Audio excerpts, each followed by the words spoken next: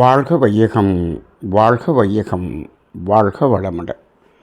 குரு வாழ்க, குருவே துணை. குருவின் மலரடி போற்றி.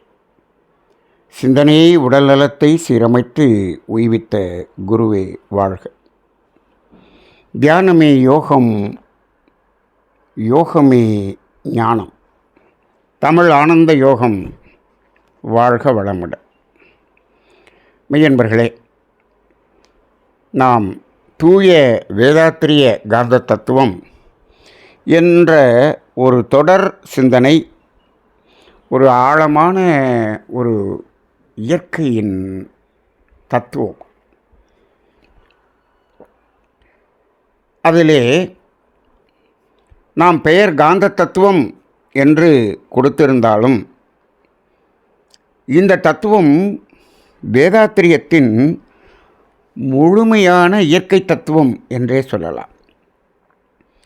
இயற்கை என்ற இறைநிலை எங்கும் நிறைந்து எல்லா பொருள்களில் ஊடேயும் நிறைந்திருக்கிறது என்று நமது முன்னோர்கள் சொல்லியிருந்தாலும் அதை நாம் மனதில் ஏற்கக்கூடிய அளவில் அதை விளங்கச் செய்தவர் வேதாத்ரி மகரிஷி அவர்கள். அப்படிப்பட்ட ஒரு தத்துவமாகிய இந்த காந்த தத்துவத்திலே நாம் மனிதன் என்பதிலிருந்து சற்று பின்னோக்கி சென்று கொண்டே இருக்கிறோம். நாம் என்ன செய்தோம்? மானசீகமாக ஆறறிவு மனிதன் என்பதை நமது கற்பனை மூலமாக அதை அழித்து விட்டோம். அதன் பிறகு ஒவ்வொரு ஜீவனாக 5 அறிவு, 4 அறிவு, 3 அறிவு, 2 அறிவு என்று ஒவ்வொன்றாக அழித்து இறுதியிலே அந்த ஓரறிவு தாவரம் என்பதையும் நாம் அங்கு இல்லாத ஒரு நிலையை கற்பனையாக உணர்ந்தோம். அப்போ இந்த உயிரினங்கள் என்று ஒன்று இல்லை, தோன்றவில்லை. அதற்கு முன் என்ன இருந்தது, என்ன இருந்தது என்று கேட்பதை விட என்ன இருந்திருக்க கூடும் என்ற ஒரு அனுமானத்தில்தான் நாம் இவற்றையெல்லாம் பார்க்கிறோம். உயிரினங்கள் இல்லாத இந்த பிரபஞ்சத்தில் 5 பஞ்சபூதங்கள் மட்டும்தான் இருந்தது என்பதை உணர்ந்தோம். அந்த 5 பஞ்சபூதங்களும் தனித்தனியாக வெவ்வேறு பூதமாக இல்லை என்றும் காட்சிக்குத்தான் அது 5 பூதங்களாக காட்சி தருகிறது என்பதையும் நாம் சென்ற பகுதியிலே சிந்தனை செய்து உணர்ந்தோம். அப்படியென்றால் இந்த காட்சியாக இருக்கக்கூடிய அந்த நிலம் என்பதை அழித்து விட்டோம். இப்பொழுது நீர், நெருப்பு, காற்று, ஆகாயம். சரி, அந்த நீர் மட்டும் எப்படி தனியாக இருக்க முடியும்? ஒரு நிலம் மீது தானே நீர் இருக்க முடியும் என்று ஒரு கேள்வியை கேட்டு அங்கு அந்த சூழ்ந்தழுத்தும் ஆற்றல் என்பதனுடைய அந்த இயற்கையின் ரகசியத்தை சென்ற வாரம் நாம் உணர்ந்தோம். சரி, அப்போ அந்த பூமி உருண்டை அளவுக்கு உருண்டையாக நீர் மட்டும் ஒரு காலத்தில் இருந்திருக்கக்கூடும். எவ்வளவு ஒரு அற்புதமான ஒரு காட்சியாக இருந்திருக்கும் என்று பாருங்கள். சரி, இப்போது அப்படி இருந்த நீர் இப்பொழுது இருக்கக்கூடிய கடல் நீர் போல் உப்பு வாய்ந்ததாக இருந்திருக்குமா என்று ஒரு கேள்வியை கேட்டு பார்ப்போம். வெறும் நீர் மட்டுமே இந்த உருண்டையாக இருந்தது. அந்த நீர் தூய நீராக இருந்தது. அங்கு உப்பு என்பதே இருந்திருக்காது என்பது மகரிஷி அவர்களுடைய ஒரு விளக்கம். அப்போ இப்போ இன்றைக்கி நம்ம கடல் நீரை பார்க்கிறோம். அங்கே உப்பு, அவ்வளவு உப்பு இருக்கிறதே. இந்த உப்பு கடல் நீரில் எப்படி வந்தது என்று மகரிஷி அவர்களிடம் விளக்கம் கேட்கும்போது மகரிஷி அவர்கள் அதை விளக்கினார்கள். நிலம் என்பது தோன்றுவதற்கு முன் நீர் மட்டுமே இருக்கும் பொழுது அது தூய நீராகத்தான் இருந்தது. சரி, அந்த நிலம் என்பது வந்த பிறகு அப்பொழுதும் தூய நீராகத்தான் இருந்தது. ஆனால் எப்பொழுது இந்த ஓரறிவு ஜீவன் என்ற மரம், செடிகள், கொடிகள் இவற்றையெல்லாம் தோன்றியதோ, இவைகளெல்லாம் தோன்றிய பிறகு என்ன ஆகியது? இவையெல்லாம் தோன்றி வளர்வதற்காக அந்த கடலுக்குள்ளாக இருக்கக்கூடிய நீர், அந்த நன்னீர், அது ஆவியாகி மேகமாகி இந்த நிலத்திலே மழையாக பொழிந்தது. இப்போ இங்கு அந்த ஓரறிவு தாவரங்கள் இருக்கும் பொழுதே அங்கு மழை பொழிவு என்பது வந்திருக்க வேண்டும். ஏனென்று சொன்னால் அப்பொழுது தானே இந்த ஓரறிவு ஜீவன் என்பது வாழ முடியும். சரி, அப்படி மழை பொழிந்து காடுகளிலும் மலைகளிலும் அந்த பெய்கின்ற மழை இந்த மரங்களில் பட்டு கீழே விழுகிறது. இந்த மரங்களில் இருக்கக்கூடிய இலைதலைகள், அவற்றினுடைய பட்டைகள் இவையெல்லாம் கீழே விழுந்து அந்த தரையில் இருந்து கொண்டிருக்கிறது அல்லவா? இந்த மழை நீர் அந்த செடிகளிலும் மரத்திலும் விழுந்து கீழே கிடக்கக்கூடிய அந்த இலைகளில் நனைந்து நனைந்து நனைந்து அப்படியே ஒரு சிறிய ஓடையாக, அது ஆறாக அப்படியே சென்று எங்கே கலக்கிறது? மீண்டும் கடலுக்குள்ளாக கலக்கிறது. இவ்வாறு அந்த மழை நீர் இங்கிருந்து போய் கலக்கும் பொழுது இந்த தாவரங்களில் இருக்கக்கூடிய தாவர உப்புக்கள், இதில் உப்புத்தன்மை எங்கே இருக்கும்? இந்த தாவரங்களிலே 5, 6 சுவையும் இருக்கிறதல்வா? அதிலிருந்து அந்த நீரிலே கலந்த அந்த உப்பு படிப்படியாக கடலிலே போய் கலந்ததல்லவா? இவ்வாறு பல கோடி வருடமாக இந்த தாவரங்களிலிருந்து சென்று கலந்த உப்புத்தான் இப்பொழுது அந்த கடல் நீர் இவ்வளவு உப்பாக இருக்கிறது. அப்படி என்றால் எவ்வளவு காலமாக எவ்வளவு உப்பு இங்கே கடலிலே வந்து வந்து வந்து கலந்திருக்கிறது என்பதை நாம் நினைத்து பார்க்கும்போது ஆச்சரியமாக இருக்கும். மகரிஷி அவர்கள் கூட சொன்னார்கள், இந்த ஒரு வருடத்தில் எவ்வளவு உப்பு வந்து இந்த கடலில் கலக்கிறது என்ற கணக்கை நாம் இப்பொழுது எடுத்துவிட்டால் அதை வைத்து தோராயமாக இந்த அளவுக்கான உப்பு இங்கே வந்திருப்பதற்கு எத்தனை லட்சம் ஆண்டுகள் ஆயிருக்கும் என்று நாம் கணக்கிட்டு விடக்கூட முடியும் என்று சொன்னார்கள். அப்படி இந்த கடல் நீர் எப்படி உப்பாக மாறிய என்பதற்குரிய விளக்கத்தையும் வேதாத்திரி மகரிஷி அவர்கள் விளக்கியிருக்கிறார்கள் என்பதை நாம் அறிந்து கொள்வோம். சரி, இப்போது 4வது பூதமாகிய நீர் என்பதை பார்த்தோம். இப்போ கற்பனையாக அந்த நீர் என்பதை அழித்து விட்டோம். இப்போ என்ன இருக்கிறது? நெருப்பு என்பது மட்டும் இருக்கிறது. நெருப்பையும் அழித்து விட்டோம். காற்று என்பது மட்டும் இருக்கிறது. இப்போ காற்று என்பதையும் அழித்து விட்டோம். இல்லை என்று, இந்த தோற்றத்தில் இல்லை என்று அதை நாம் மானசீகமாக அழித்து விட்டோம்.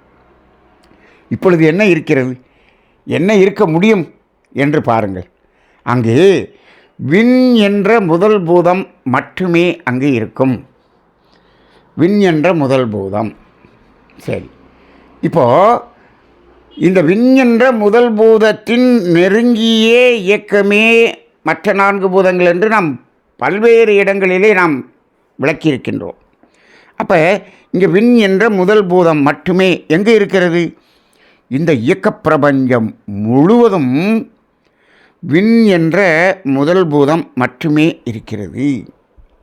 அப்போ எவ்வளவு அளவுக்கு இந்த இயக்க பிரபஞ்சம் முழுவதும் விண் நிறைந்த ஒன்றாக இருக்கிறது. சரி, இப்போ இந்த விண் என்பது என்ன? இந்த விண் என்பது என்ன? அது ஒரு சுழன்று கொண்டிருக்கக்கூடிய ஒரு சுழல் அலை. இதுதான் முதல் பூதம் என்று சொல்கிறோம். விண் என்பதை இப்போது நாம் இங்கேருந்து தான் நாம் என்ன பண்ண போகிறோம், இதிலிருந்து தான் நம்மளுடைய இந்த காந்த தத்துவத்தின் தெளிவை உணரப்போகிறோம். இந்த முதல் பூதம் என்பதை நாம் நன்கு அறிந்து கொண்ட பிறகு இந்த முதல் பூதம் எப்படி தோன்றியது என்பதுதான் இந்த இறை நிலையின் பயணம் தொடங்கிய இடம். அப்போ இந்த விண் என்பதை நாம் எப்படி உணர்ந்து கொள்வது? இந்த விண் என்பது ஒரு சுழல் அலை. இதை நல்லா நம்ம புரிஞ்சுக்கணும். விண் என்பது ஒரு சுழல் அலை, ஒரு தன்னைத்தானே சுற்றி கொண்டிருக்கக்கூடிய ஒரு அலை இயக்கம். சரி, அதுதான் விண் என்று சொல்லுகிறோம். இதை மகரிஷி அவர்கள் இதற்கு என்ன பேர் சொல்லுவாங்கன்னா பரம அணு என்று சொல்வார். பரம அணு. இது என்ன பரம அணு? அணு என்று நாம் கேள்விப்பட்டிருக்கிறோம். விஞ்ஞானம் சொல்லக்கூடிய அணு என்பது வேறு, மெய்ஞானிகள் சொல்லக்கூடிய அணு என்பது வேறு. விஞ்ஞானிகள் சொல்லக்கூடிய அணு என்பதில் எலக்ட்ரான், புரோட்டான், நியூட்ரான் என்று 3 சுழல் இயக்கத்தை நாம் பார்க்கிறோம். அப்படி என்றால் அந்த அணு பிரிக்கக்கூடியது. விஞ்ஞானிகள் சொல்லக்கூடிய அணு பிரிக்கக்கூடியது, பிரிக்க முடியும். ஆனால் மெய்ஞானம் சொல்லக்கூடிய அந்த பரம அணு என்று சொல்கிறோமே, அது என்ன என்று சொன்னால், இந்த அணுவை மேலும் பிரித்து கொண்டே சென்றால், விஞ்ஞானம் ஓரளவுக்குத்தான் பிரிக்க முடிகிறது. ஆனால் மானசீகமாக மனதின் துணை கொண்டு அதை மேலும் பிரித்து கொண்டே செல்கிறோம் என்று வைத்துக்கொள்ளுங்கள். பிரித்து கொண்டு சென்றால் ஒரு இடத்தில் பிரிக்க முடியாத அணு என்று ஒன்று வரும் அல்லவா? கண்டிப்பாக வந்தே தீரும். அப்படி பிரிக்க முடியாத ஒரு கடைசி இடத்தில் கடைநிலையில் இருக்கக்கூடிய அணு என்பதைத்தான் மகரிஷி அவர்கள் பரம அணு என்று பெயரிட்டார்கள். ஏன் இதற்கு பரம அணு என்று பெயரிட்டார்கள் என்று சொன்னால், நமது முன்னோர்கள் இந்த பரம என்ற வார்த்தையை மெய்ஞானத்தில் அற்புதமாக பயன்படுத்தியிருக்கிறார்கள். இது மெய்ஞானத்தில் பயன்படுத்தக்கூடிய ஒரு வார்த்தை, பரம என்ற வார்த்தை. பரம என்றால் அந்த வார்த்தை எங்கெல்லாம் பயன்பாட்டில் இருக்கிறது, எங்கெல்லாம் பரம என்ற வார்த்தையை பயன்படுத்தியிருக்கிறார்கள் நமது முன்னோர்கள் என்பதை ஒரு ஆய்வு செய்து பார்த்தோம் என்று சொன்னால், அதாவது இதைவிட சிறியது என்று ஒன்று இல்லை என்று ஒரு இடம் வருகிறது என்று வைத்துக்கொள்ளுங்கள். அதாவது இருக்கிறதுலே டைனியஸ்ட், அதான் லாஸ்ட்டு, அதுக்கு மேலே பிரிக்க முடியாது. அப்போ அந்த இறுதியாக வரக்கூடிய ஒரு அணு. அப்போ அதற்கு கீழ் ஒன்று இல்லை என்று சொன்னால் அங்கு பரம என்ற வார்த்தையை பயன்படுத்தலாம்.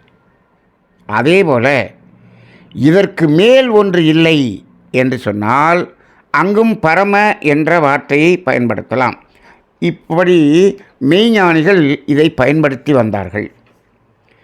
நாம் கூட சாதாரண நடைமுறை வாழ்க்கையிலே, உலக வழக்கிலே நாம் இந்த பரம என்ற வார்த்தையை ஒரு இடத்தில் பயன்படுத்துகிறோம்.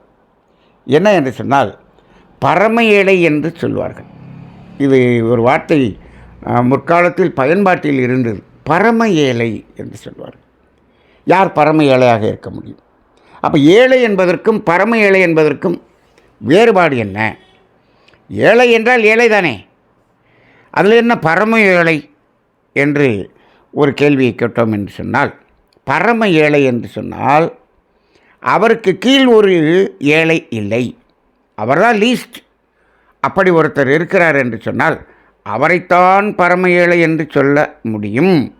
இது மெய்ஞானம். இப்போ ஒருத்தர் ஒரே ஒரு வேஷ்டி தான் கட்டியிருக்காரு, இதுதான் இருக்குது, இதை தவிர வேறு எதுவுமே இல்லை. அவர் நான் தான் பரம ஏழை என்று ஒருவர் சொல்லுகிறார் என்று வைத்துக்கொள்ளுங்கள்.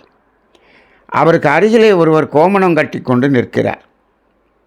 இப்பொழுது இது 2 பேரில் யார் பரம ஏழை என்றால், கோமணம் கட்டி இருக்கிறவர் தான் பரம ஏழை. ஏன்னா இவர் வேஷ்டி கட்டியிருக்கார். அவரை விட கீழே ஒருத்தர் இருக்கிறார் இல்லையா? சரி, அவர் அருகில் அந்த கோமணம் கூட இல்லாமல் ஒருத்தர் நிர்வாணமாக அமர்ந்து இருக்கிறார். அப்போ யார்? அவர் தான் பரம ஏழை. அப்போ அவருக்கு கீழே ஒரு ஏழை இருக்க முடியாது என்ற நிலையில் அவரை பரம ஏழை என்று அழைக்கிறோம். சரி, அப்படி என்றால் இதற்கு மேல் ஒன்று இல்லை என்று சொன்னால் அதற்கும் பரம என்ற வார்த்தையை பயன்படுத்த முடியும்.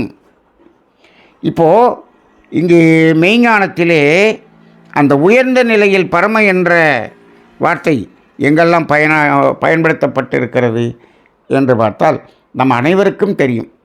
என்ன? பரமசிவன். பரமசிவம் என்பது பரமசிவன் என்று ஆகிவிட்டதுன்னு வச்சுக்கோங்க. அந்த சிவம் அல்லது சிவன் என்பதற்கு முன்னால் பரம என்ற வார்த்தையை பயன்படுத்துகிறார்கள். அப்படி என்றால் என்ன? அந்த பரமசிவம் என்று சொல்லக்கூடிய அந்த இறை என்பதற்கு மேல் ஒன்று இல்லை. இப்போது நாம் இன்றைக்கி கதைகள்லையே வச்சுக்குவோமே, விநாயகருக்கும் முருகனுக்கும் அப்பா யார் அம்மா யாருன்னு நம்ம சொல்கிறோம். சிவன் என்று அப்பா சிவன் சொல்கிறோம். சிவனுடைய அப்பா யார் என்று எங்கேயாவது சொல்லப்பட்டிருக்கிறதா? இதுவரைக்கும் ஏதாவது கதைகள் இருக்கிறதா? இல்லை, இல்லை. ஏன் இல்லை? அவர் பரமசிவன். அவருக்கு மேல் ஒன்று இல்லை, அதுதான் மூலம். அப்போ பரமசிவம் அப்படிங்கிறது அதற்கு மேல் ஒன்று இல்லை என்று சொல்லலாம். நீ அப்படியே கிறித்துவத்தில் வந்து பாருங்கள், அங்கே என்ன சொல்லுகிறார்கள்? இறைவனை என்ன வார்த்தை சொல்லி அவர்கள் சொல்லுகிறார்கள் என்று சொன்னால் பரமபிதா என்று சொல்லுகிறார்கள். பிதா என்றால் இவருக்கு முன்னோர்கள். பரமபிதா என்று சொன்னால் அவருக்கு மேல் ஒருவர் இல்லை என்ற அர்த்தம். இப்போ இங்கே பரமசிவம்னு ஒன்று இருக்குது, இங்கே பரமபிதான்னு ஒன்று இருக்குது. இதற்கு மேல் ஒன்று இல்லை என்று சொன்னால் இது ரெண்டும் வேறுவராக இருக்குமா, இது ரெண்டும் ஒன்றாக இருக்குமா என்று கேட்டால் இரண்டும் ஒன்றாகத்தான் இருக்கிறது. அப்போ பரமசிவம் என்று சொன்னாலும் பரமபிதா என்று சொன்னாலும் இரண்டும் ஒன்றைத்தான் குறிக்கிறது என்பதை இந்த இடத்தில் நாம் உணர்ந்து கொள்ள முடியும். அதே போல் இஸ்லாமில் அந்த உயர்ந்த நிலையில் இருக்கக்கூடிய இறைவனை என்ன சொல்லுகிறார்கள் என்று சொன்னால் அவர்கள் சொல்லக்கூடியது இறைவன் அப்படின்னு சொல்லி என்ன சொல்லுவாங்கன்னா, அதாவது இறைவன் மிகப்பெரியவன் என்று சொல்வார்கள். மிகப்பெரியவன் என்று சொன்னால் அவருக்கு மேல் ஒன்று இல்லை என்ற அர்த்தம். பெரியவன் என்று சொன்னால் அது வேறு, மிகப்பெரியவன் என்று சொன்னால் அதற்கு மேல் ஒன்று இல்லை என்று சொல்லப்படுகிறது. அப்போ அது யாராக இருக்க முடியும்? அதுவும் ஒன்றாகத்தானே இருக்க முடியும். அப்போ எல்லா மதங்களும் இதற்கு மேல் ஒன்று இல்லை என்று ஒன்றை சொல்லுகிறது, அதைத்தான் இறைநிலை என்று சொல்லுகிறோம். அப்போ அவைகள் சொல்லக்கூடியது எல்லாம் ஒன்றைத்தான் குறிக்கிறது என்பதை நாம் உணர்ந்து கொள்ளவில்லை, மனிதர்கள் உணர்ந்து கொள்ளவில்லை. அப்போ பரமபிதா என்றாலும் பரமசிவம் என்றாலும் இறைவன் மிகப்பெரியவன் என்று சொன்னாலும் எல்லாமே அந்த இறைநிலை என்ற ஒன்றைத்தான் குறிக்கிறது என்பதை நாம் இங்கு உணர்ந்து கொள்வோம்.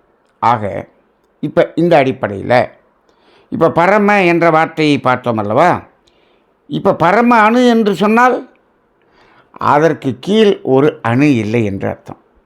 அதுதான் பிரிக்க முடியாத ஒன்று, அதுதான் ஒரு சுழல் அலை என்று சொல்லிவிட்டோம். இப்போ இந்த சுழல் அலை என்பது தான் விண் எனும் முதல் பூதம், அதற்கு பரம அணு என்று கூட பெயர் சொல்லலாம் என்று வைத்துக்கொள்ளுங்கள். சரி, இப்போ இது சுழன்று கொண்டு இருக்கிறது. சரி, இப்போது இந்த சுழன்று கொண்டிருக்கக்கூடிய அந்த அணு இந்த சுழல்வதற்கு முன் என்ன செய்து கொண்டிருந்தது, என்ன செய்து கொண்டிருக்க முடியும் இது சுழன்று இயங்கிக் கொண்டிருக்கிறது. இதற்கு முன் இயங்காமல் இருந்திருக்க வேண்டும். சரி, இப்பொழுது இது இயங்கிக் கொண்டிருக்கிறது. அடுத்து இது என்னவாக ஆகப் போகிறது? இயங்குவது சும்மா இருக்கப் போகிறது. சும்மா இருந்தது தான் சுற்றியது, சுற்றியது தான் சும்மா இருக்கப் போகிறது.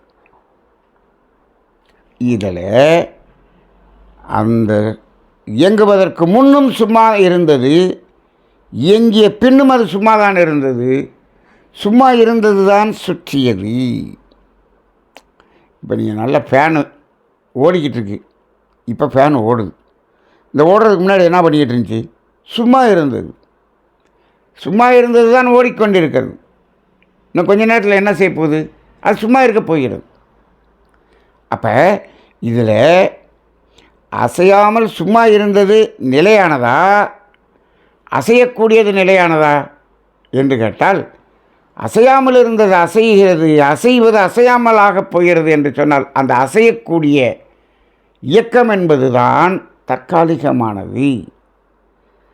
அப்போ அந்த இருப்பு என்பது நிலையானது என்பதை நாம் மானசீகமாக உணர்ந்து கொள்ளலாம். சரி, அப்போ இந்த இடத்துல இந்த முதல் பூதம் என்பது அது எதனால் சுற்றியது அப்படின்னு நம்ம பார்க்குறோம். இப்போ இந்த இடத்துல என்ன பண்ணுவோம்? இந்த முதல் பூதம் என்ற விண் என்பதையும் பரமாணு என்ற விண் என்பதையும் அழித்து விடுவோம். இப்போது இந்த பிரபஞ்சத்தில் என்ன இருக்கிறது? இப்போ கடைசியில் வந்துட்டோம். எல்லாத்தையும் அழிச்சிட்டு வந்தோம். விண் எனும் முதல் பூதம் மட்டும் இருக்கிறது, அதையும் அழித்து விட்டோம். இப்பொழுது என்ன இருக்கிறது? இப்போ அந்த போர்டில் அதையும் அழிச்சிட்டோம். இப்போ என்ன இருக்குது?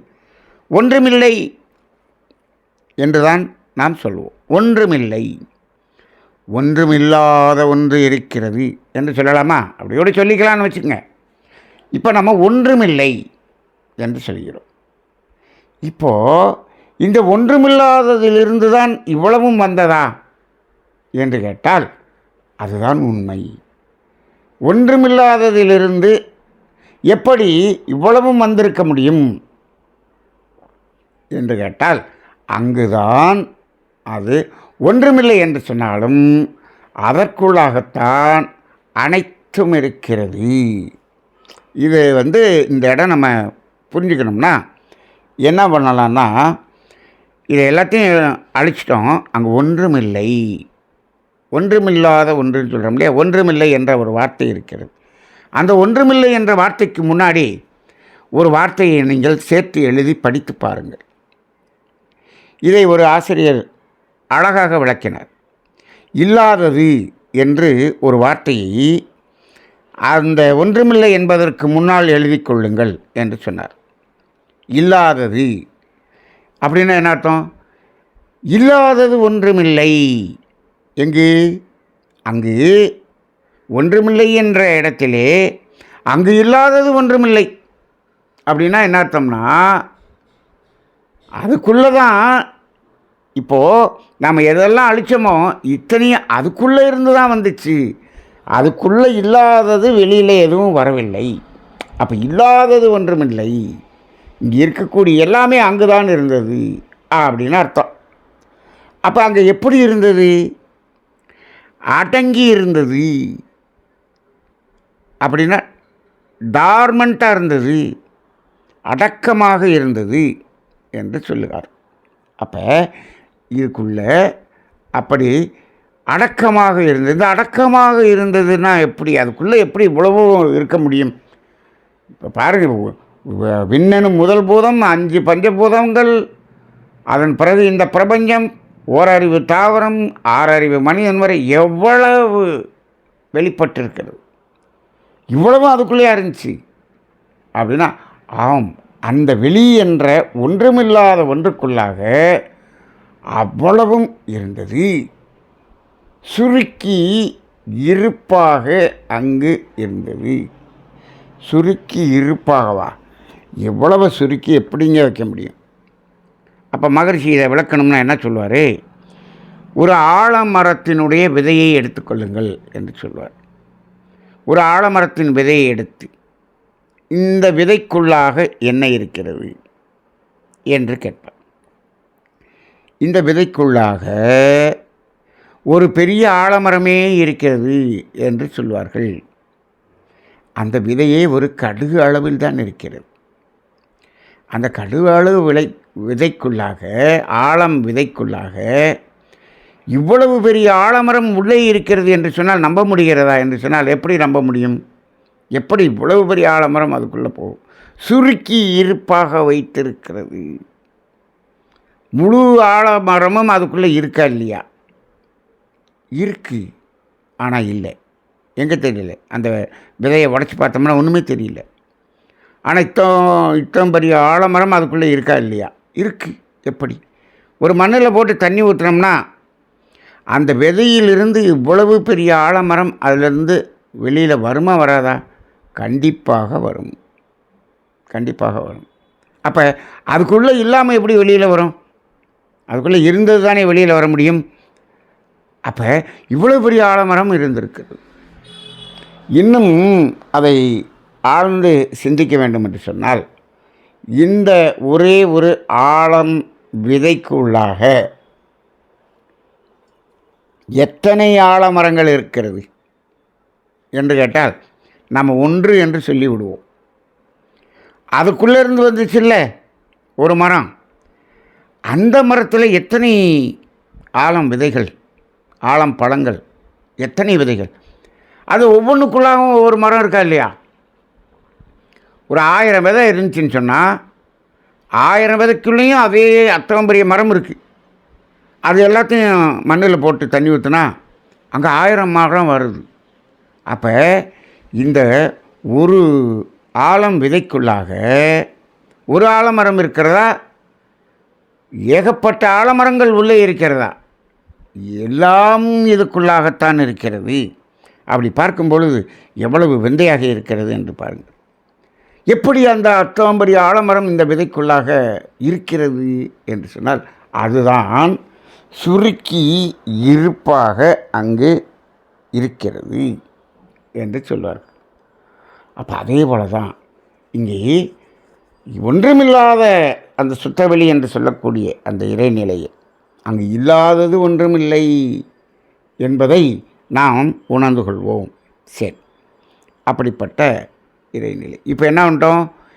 ஏதுமில்லாத ஒரு வெளி என்று, இதைத்தான் சுத்தவெளி, வெட்டவெளி, இறைவெளி என்றெல்லாம் சொல்லுகிறோம். சரி, இப்போ அங்கே வந்துட்டோம். இந்த ஒன்றும் இல்லாத அசையாத சுத்தவெளி, இதைத்தான் இறைவன், தெய்வம் என்றெல்லாம் நாம் சொல்லிக்கொண்டு இருக்கிறோம். சரி, இப்போது அந்த சுத்தவெளி அதற்குள்ளாக என்னதான் இருக்கிறது, என்னதான் இருந்தது, இருக்கிறது என்று இப்போ கேட்கக்கூடாது. அதுக்குள்ளே என்னதான் இருந்தது அப்படின்னு மகரிஷிகிட்ட கேட்கும்போது அவங்க எப்படி விளக்குகிறார்கள் பாருங்கள். அதுக்குள்ளாக தன் இருக்க சூழ்ந்தழுத்தும் ஆற்றல் என்ற ஒரு ஆற்றல் இருந்தது. அதாவது பொதுவாக முன்னாடி என்ன சொல்லுவாங்கன்னா, அந்த சுத்தவெளிக்கு உள்ளாக அறிவும் ஆற்றலும் அடங்கி இருந்தது என்று சொல்வார்கள். அறிவும் ஆற்றலும் எப்படி இருந்தது? அடங்கி இருந்தது. அதுக்குள்ளாக அடங்கி இருந்தது. ஒன்று அறிவு, இன்னொன்று ஆற்றல். இப்போது நாம் என்ன சொல்லுவோம்? இந்த அறிவு ஆற்றல் நம்மகிட்டையும் இருக்கு இல்லையா? 5 அறிவு ஜீவன்கிட்ட இருக்கு இல்லையா? ஓரறிவு தாவரத்தில் இருக்கு இல்லையா? அப்புறம் இதை போய் அங்கே அறிவும் ஆற்றலும் சொல்கிறீங்களே, அப்போ நம்ம என்ன சொல்லலாம்? இந்த அறிவு, இந்த ஆற்றல் என்பது ஒரு எல்லைக்கு உட்பட்டது. ஆனால் அங்கே இருக்கக்கூடிய அந்த இறைநிலைக்குள்ளே இருக்கக்கூடிய அறிவும் ஆற்றலும் எல்லையற்றது, எல்லையற்றது.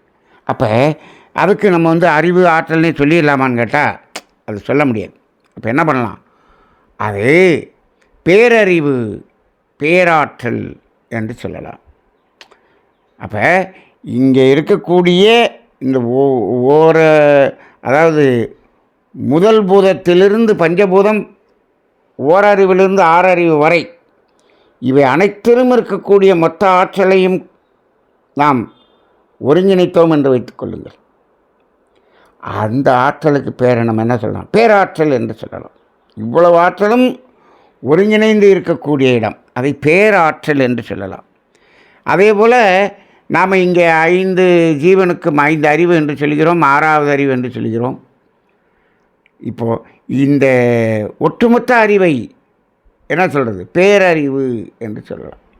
அப்போ பேராற்றல், பேரறிவு என்ற இரண்டும் எங்கே இருந்தது?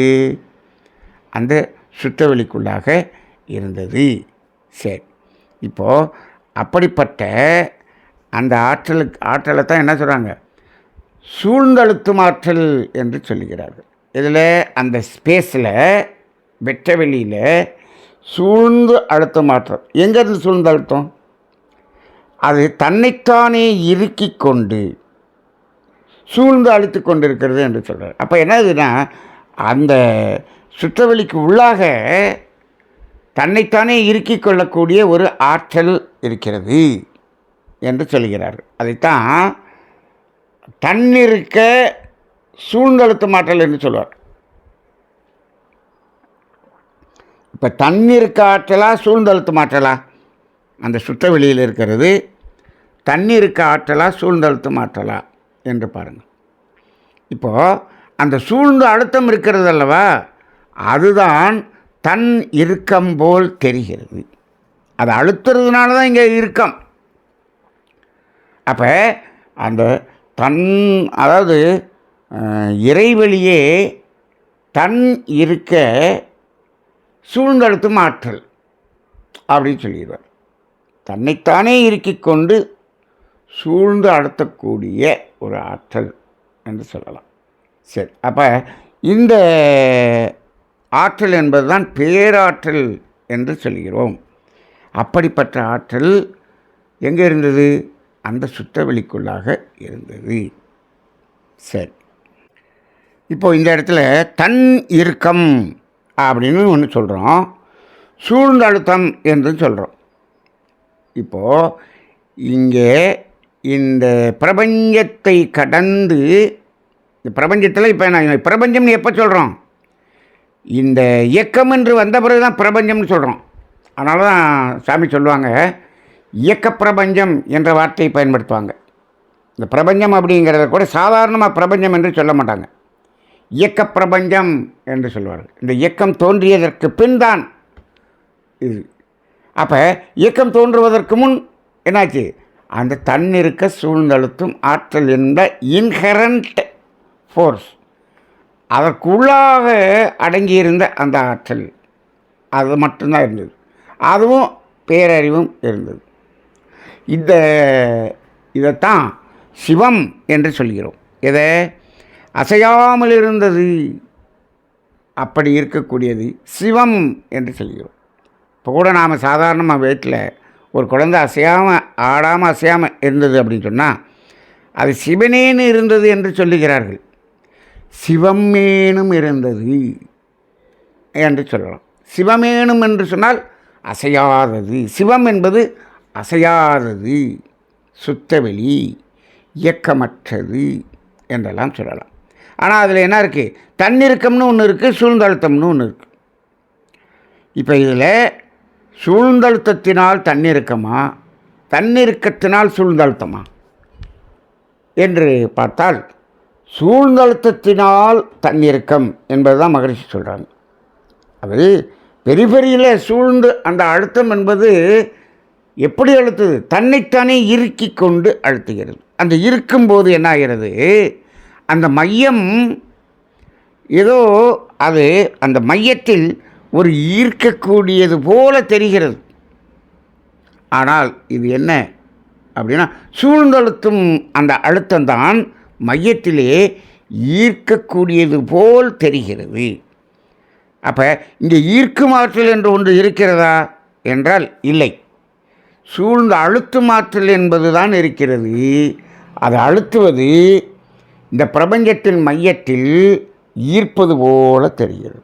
இப்போ நம்ம கூட விஞ்ஞானம் என்ன சொல்லி கொண்டிருக்கிறது, இந்த பூமிக்கு ஈர்ப்பு விசை என்று ஒன்று இருக்கிறது என்று சொல்கிறது. என்ன ஈர்ப்பு விசை? அதைத்தான் புவியீர்ப்பு விசை என்று சொல்கிறோம். புவியீர்ப்பு விசை அப்போ பூமி மையத்தை நோக்கி இழுக்கிறது என்று சொல்லுகிறார்கள்.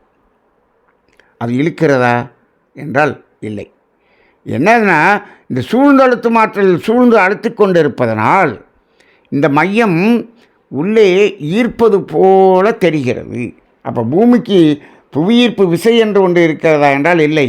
சூழ்ந்தழுத்தும் ஆற்றல் தான் மையத்திலே ஈர்ப்பு ஆற்றல் போல் நமக்கு வேலை செய்கிறது என்பதையும் இந்த இடத்துல நம்ம உணர்ந்து கொள்வோம்.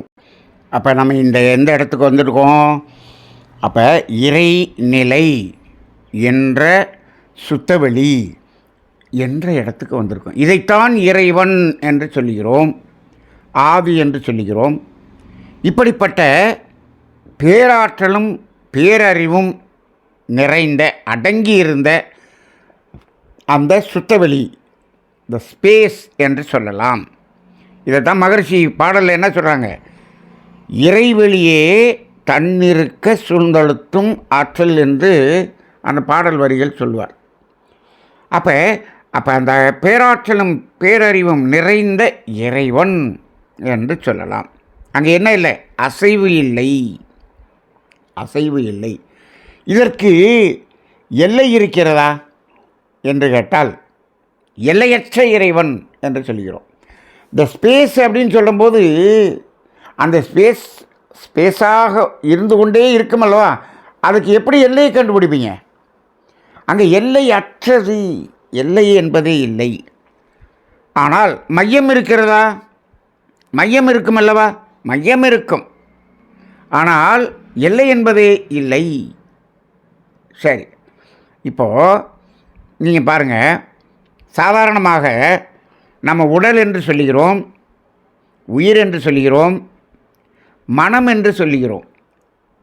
இப்போது இந்த உடல் என்பதற்கு எல்லை இருக்கிறதா என்றால் இருக்கிறது. உடல் என்பதற்கு, அந்த உருவம் என்பதற்கு ஒரு எல்லை இருக்கிறதா? இருக்கிறது. சரி, அதற்கு மையம் இருக்கிறதா? உடலின் மையம் இருக்கிறது என்று சொல்கிறோம். சரி, அப்போ உயிர் என்பதற்கு எல்லையும் உண்டு, மையமும் உண்டு. சரி, எதுக்கு? உடலுக்கு. உயிருக்கு எல்லை இருக்கிறதா என்று கேட்டால், ஆமாம், நம்ம என்ன உயிரை எதுன்னு சொல்கிறோம்? அந்த விண் எனும் முதல் பூதமாகிய அந்த பரமானுன்னு சொன்னோமே, சுழலலை, அதைத்தான் நாம் இங்கே உயிர்னு சொல்லிக்கிட்டு இருக்கிறோம்.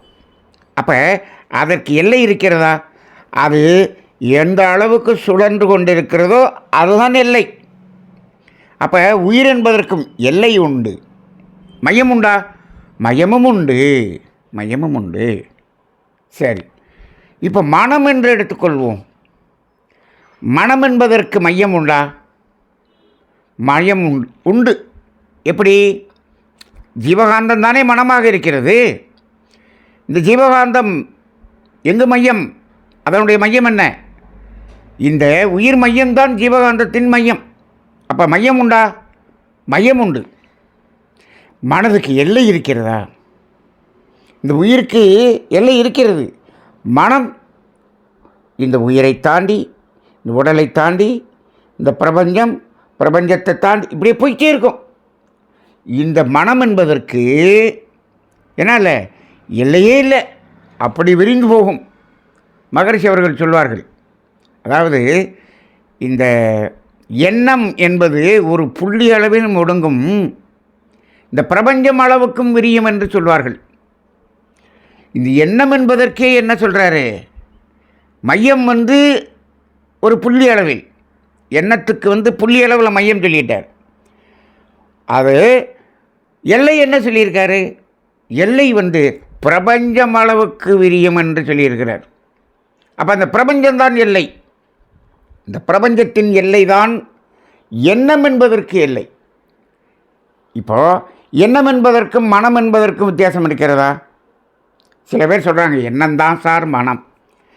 எண்ணம் என்பதை நினைவுகளை கழித்து விட்டால் மனம் என்று ஒன்று இல்லை என்று சொல்லுகிறார்கள். இல்லை, மனம் என்பது தனித்த மனம் என்று நம்ம அடிக்கடி நம்ம சொல்லிகிட்டு இருக்கோம். நம்ம இந்த சுத்தவெளியிலிருந்து நம்ம மீண்டும் திரும்பி வரும்போது அந்த தனித்த மனம் என்பதை பார்ப்போம். அந்த தனித்த மனம் என்பது இந்த அனுபவ பதிவுகளில் இருக்கக்கூடிய அந்த அனுபவ பதிவுகளோடு இணைந்து வரும்பொழுது தான் எண்ணம். சரி, அப்படி இணைந்து வரக்கூடிய எண்ணம் என்பதைத்தான் என்ன சொல்கிறாரு? அகண்டாகாரம். அது சென்று முடியும் இடமோ அகண்டாகாரம். அப்போ அந்த பிரபஞ்ச எல்லை வரைக்கும் போகும். இந்த மனம் என்பதற்கு எல்லை இருக்கிறதா? நீங்கள் பிரபஞ்ச எல்லையை கடந்து சுத்தவெளியாகிய தெய்வம் அங்கே வரைக்கும் போகிறோம் இல்லையா? சிவகலத்துக்கும் போகிறோம் இல்லையா? அப்போ மனம் என்பது எண்ணம் இல்லாத தூய மனம் என்பது சிவகலத்துக்கும் போகுது. அங்கே போயும் கனெக்ட் ஆகுது. அங்கே போய் கனெக்ட் ஆகும்போது அந்த வெட்டவெளியாகிய சுத்தவெளிக்கு எல்லை இருக்கிறதா? இல்லையே. அப்போ இந்த மனதிற்கு மையம் உண்டா? உண்டு. எல்லை இருக்கிறதா? இல்லை. மனதிற்கு மையம் உண்டு, எல்லை இல்லை. சரி, அதே போல் அந்த சுத்தவெளியாகிய அசைவற்ற அந்த தெய்வம் என்று சொல்லுகிறோமே, இறைநிலை, அதற்கு மையம் உண்டா? உண்டு. ஆனால் எல்லை இல்லை. அப்போ பாருங்கள், மையம் உண்டு, எல்லை இல்லை என்பது இறைநிலைக்கும் பொருந்தும், தனித்த மனம் என்பதற்கும் பொருந்தும். இப்போ பாருங்கள், மனதின் அடித்தளமே தெய்வம். மகரி சொல்லியிருக்காங்களா? மனதின் அடித்தளமே தெய்வம் அப்படின்னு சொல்கிறாங்க. அப்போ மனதின் மறுமுனையே தெய்வம் என்றும் சொல்லியிருக்கிறாங்க. அப்போ மனதின் ஒரு முனைங்கிறது என்னது? அது இந்த புலன்களோடு கலந்தது. மனதை நம்ம என்ன பண்ணுறோம்? 3 மனமாக சொல்கிறோம் இல்லையா? மேல் மனம், நடுமனம், அடிமனம் என்று 3ஆக பிரிக்கிறோம். இப்போது மேல்மனம் என்பது புலன்களோடு தொடர்பு கொள்ளக்கூடியது. மனம் என்பது புலன் அனுபவங்களோடு தொடர்பு கொள்ளக்கூடியது. அங்கே தான் எண்ணம். அடிமனம் என்பது புலன்களோடும் அல்ல, புலன் அனுபவத்திலும் இல்லை, தனித்த மனம். அதான் அடிமனம். அப்போ அந்த மனதின் அடித்தளமே தெய்வம்னா அங்கே மனதின் மறுமுனையே தெய்வம் சொல்கிறோம். அப்போ இந்த மனம் என்பது தெய்வமா? ஆமாம். ஏன்? இதுக்கும் எல்லை இல்லை, மையம் உண்டு. அப்போ அந்த தெய்வம் என்ற சுத்தவெளி என்பதற்கும் மனதுக்கும் ஒரே மாதிரியாக அந்த மையம் உண்டு, எல்லை இல்லை என்ற அடிப்படையில் இரண்டும் ஒன்றாகவே தெரிகிறது அல்லவா? இந்த சிந்தனையும் நாம் புரிந்து கொள்ள வேண்டும். சரி, அப்படிப்பட்ட சுத்தவெளி என்பதற்கு எல்லை இல்லை, எல்லையற்றது அந்த சுத்தவெளி. ஆனால் மையம் உண்டு. ஏன் மையம் உண்டுங்கிறோம்? சூழ்ந்து அழுத்தும் ஆற்றல், தன்னைத்தானே இறுக்கிக் கொள்ளக்கூடிய. இதில் இந்த இடத்துல தன்னைத்தானே இறுக்கிக் கொண்டு சூழ்ந்து அழுத்தி கொண்டு, அது எங்கேருந்து அழுத்துது? தன்னைத்தானே எல்லா திசையிலிருந்து அழுத்தும் போது அது சூழ்ந்து அழுத்துவது போல இருக்கிறது. இப்போ இந்த சூழ்ந்து அழுத்தும் ஆற்றல்ங்கிறது ஒரு எல்லையிலிருந்து அழுத்துறதுங்கிறது அங்கே சுத்தவெளி மட்டும் இருக்கும்போது இல்லை, அங்கே தன்னிருக்கம்தான். இந்த சூழ்ந்து அழுத்தங்கிறது எங்கே வரும்னா, இந்த இயக்க பிரபஞ்சம்னு வந்த பிறகு அந்த இயக்க பிரபஞ்சத்தின் எல்லை இருக்கிறது அல்லவா, அங்கேருந்து சூழ்ந்தழுத்துறது போல வரும். நம்ம அதாவது இறைநிலையே தன்னிருக்க சூழ்ந்தழுத்தம் ஆற்றல்னு சொல்லிட்டோம். இந்த பிரபஞ்சம் அதாவது முதல் பூதம் என்ற அணுவே இல்லை, தோன்றவே இல்லை. அப்படி இருக்கக்கூடிய சுற்றவெளி மட்டும் இருக்குதுன்னு வச்சுங்க. அப்போ அங்கே தன்னிருக்கம் அப்படின்னு வச்சுங்க. அங்கே தன்னிருக்கம் மட்டுமே என்று நம்ம புரிந்து கொள்வோம். அங்கே தன்னிருக்கம் இது அந்த ஸ்பேஸ் அதில் தன்னிருக்கம். அதுக்கப்புறம் பிரபஞ்சம்னு வந்த பிறகு இயக்க பிரபஞ்சம்னு ஒன்று இருக்கு இல்லையா, ஒரு எல்லை இருக்கிறது அல்லவா, அந்த தன்னிருக்கமே இந்த பிரபஞ்ச எல்லையிலிருந்து பார்க்கும்போது அது சூழ்ந்தழுத்தம். ரைட்டா? நாம் இப்போ எப்படி பார்க்குறோம்? நம்ம இப்போல்லாம் இங்கே இருக்கிறோம். அதில் நம்ம முதல் பூதம் தோன்றி 5 பூதங்களாக மாறி ஓரறிவு ஜீவனிலிருந்து 6 அறிவு மனிதனாக வந்துட்டோம். இப்போ இங்கேருந்து சிந்திக்கிறோம். இங்கேருந்து சிந்திக்கும்போது நம்ம என்ன பண்ணுறோம், நமக்கு பிரபஞ்ச எல்லைன்னு ஒன்று இருக்குது. அப்போ நம்ம பார்க்கும்போது என்ன பண்ணுறோம், தன்னிருக்க சூழ்ந்தழுத்தும் ஆற்றல்னு இறைவனை சொல்கிறோம். இறைநிலையே தன்னிருக்க சூழ்ந்தழுத்தும் ஆற்றல் அப்படின்னு சொல்கிறோம். ரைட்டா? சரி. அப்போ அப்படிப்பட்ட இறைநிலை என்பதைத்தான் சிவம் என்று சொல்லுகிறோம். அந்த இடத்துல சிவம் என்பது மட்டுமே, அசையாதது, அதைத்தான் சிவம்னு சொல்கிறோம். அதனால தான் சிவம் என்பதை சிவன் என்று ஆக்கினார்கள். அவர்கள் உருவம் கொடுக்கும்போது சிவன் என்று ஆக்கினார்கள். அப்படி உருவமே கொடுத்தாலும் சிவன் என்பதற்கு மனித உருவம் அங்கு கொடுக்கப்படவில்லை. ஏன்? அதே சக்தி என்பதற்கு எத்தனை சக்திகள் என்று உருவத்தை கொடுத்து விட்டார்கள். ஆனால் சிவம் என்பதற்கு என்ன பண்ணாங்க, உருவமே கொடுக்கல. ஒரு சிவலிங்கம் என்று அப்படி ஒரு கல்லை வச்சுட்டாங்க, அசையாத வெளி. அது கருப்பு கலரில் இருக்கும். ஏன்? அங்கே இருள், அங்கே என்ன இல்லை. இப்போ அந்த சுத்த வெளியில் எப்படி இருக்கும், வெளிச்சம் இருக்குமா? இல்லை. ஏன்? வெளிச்சம் என்பது எப்போ வரும், அது காந்த தன்மாற்றம் தானே, அங்கே எதுவுமே இல்லை.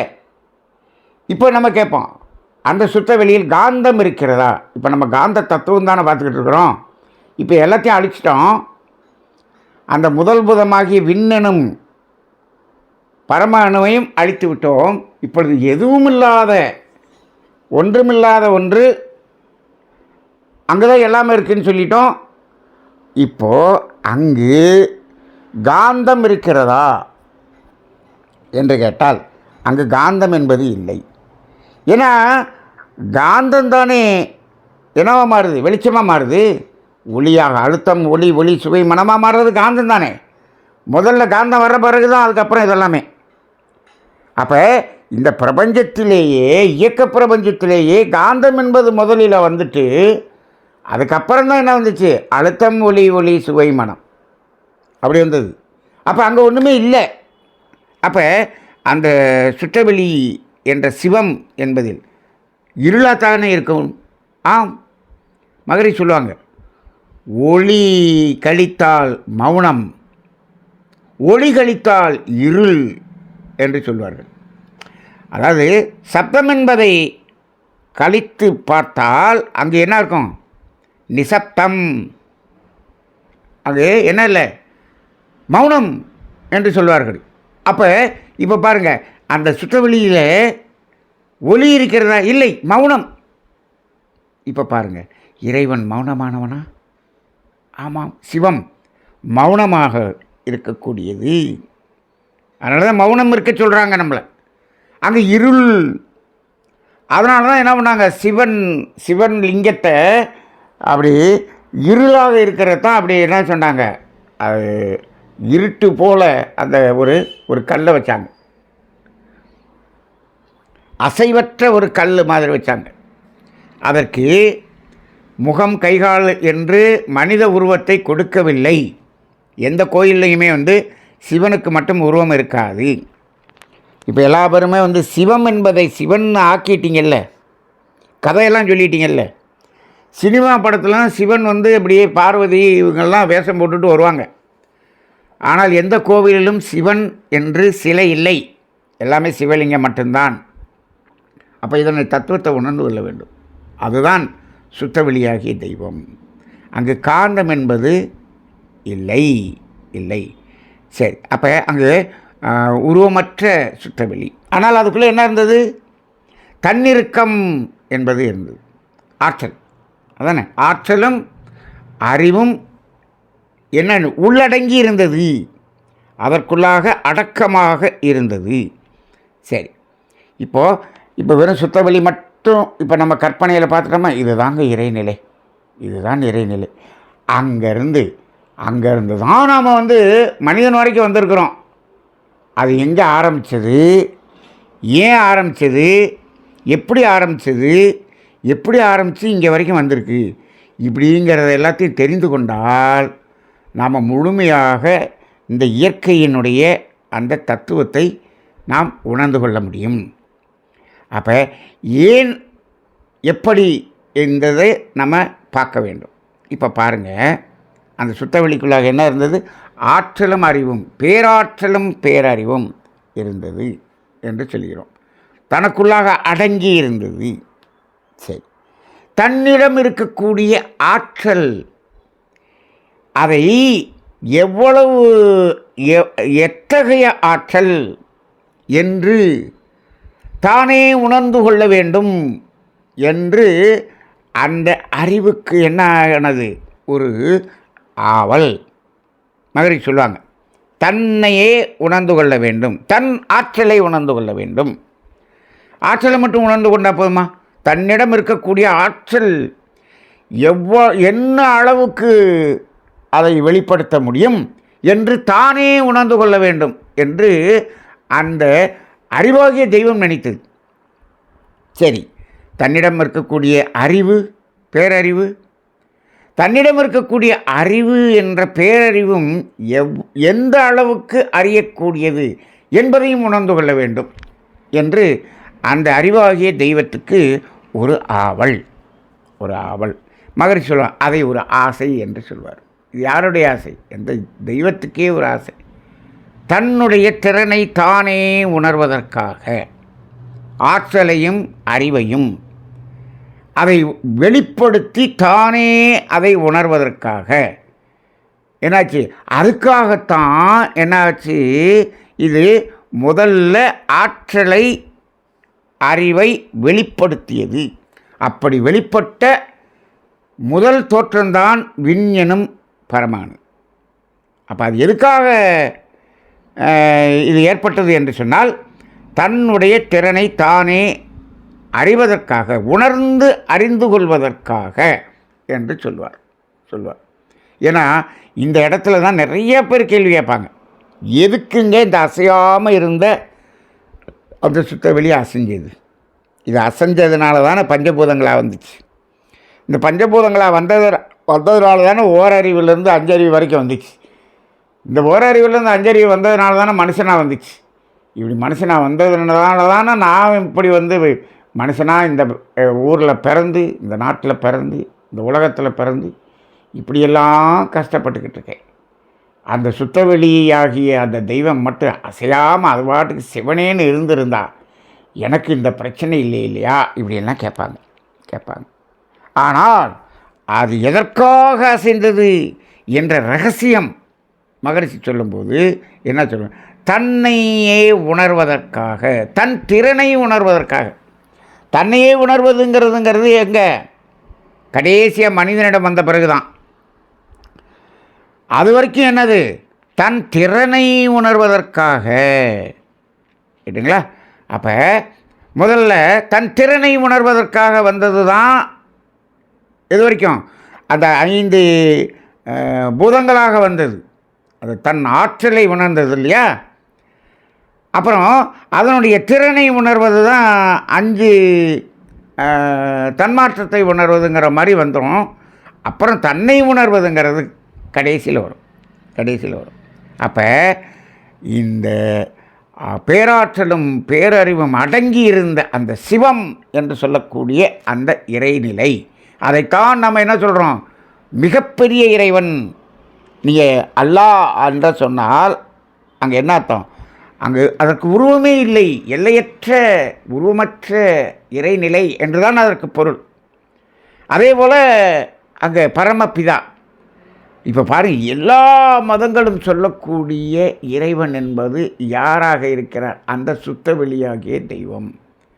அந்த அசைவற்ற ஸ்பேஸ் என்று சொல்லக்கூடிய அந்த தெய்வம் என்ற இறைநிலை இருக்கிறதே, அதைத்தான் எல்லா மதங்களும் சொல்லுகிறது. நாம் ஒரு 3 மதத்தை நம்ம எடுத்து பார்த்துக்கிட்டோம். ஏன்னா இதுதான் அதிகமாக இருக்கக்கூடியதாக இருக்கிறது. இந்த 3 பேருமே அதே சுத்தவெளியைத்தான் சொல்லி கொண்டிருக்கிறார்கள். பரமபிதா என்று, இங்கு பரமசிவம் என்று. ஆனால் அது புரிந்து கொள்ளாமல் என்ன ஆயிட்டாங்க, அவங்க அதை சொல்லப்படுகிற கதைகளை வைத்துக்கொண்டு ஒவ்வொருவரும் தனித்தனியாக நின்று கொண்டு அங்கே சண்டையிட்டு கொண்டு இருக்கிறார்கள். ஒவ்வொரு மதத்துக்குள்ளாகவுமே பல பிரிவுகள் சண்டை. இதெல்லாம் எதனால்? அந்த இறைநிலை என்ற ஒரே ஒரு ஆற்றலை, அந்த அறிவை உணராத ஒரு நிலைதான் இவ்வளவு பிரச்சனைக்கும் காரணமாக இருக்கிறது. அப்போ நம்ம என்ன பண்ணிட்டோம், இப்போது இந்த மனிதனிலிருந்து இதையெல்லாம் அழித்து அப்போ உயிரினங்களை அழித்து விட்டோம், பஞ்சபூதங்களை அழித்து விட்டோம். இங்கு ஒன்றுமில்லாத ஸ்பேஸ் என்று சொல்லக்கூடிய அந்த சுத்தவெளி என்பதில் அடங்கி இருக்கக்கூடிய பேராற்றல், பேரறிவு என்பதையும் அதனுடைய தன்னிருக்கத்தையும் அதையும் நாம் இப்போ தெரிஞ்சுக்கிட்டோம்.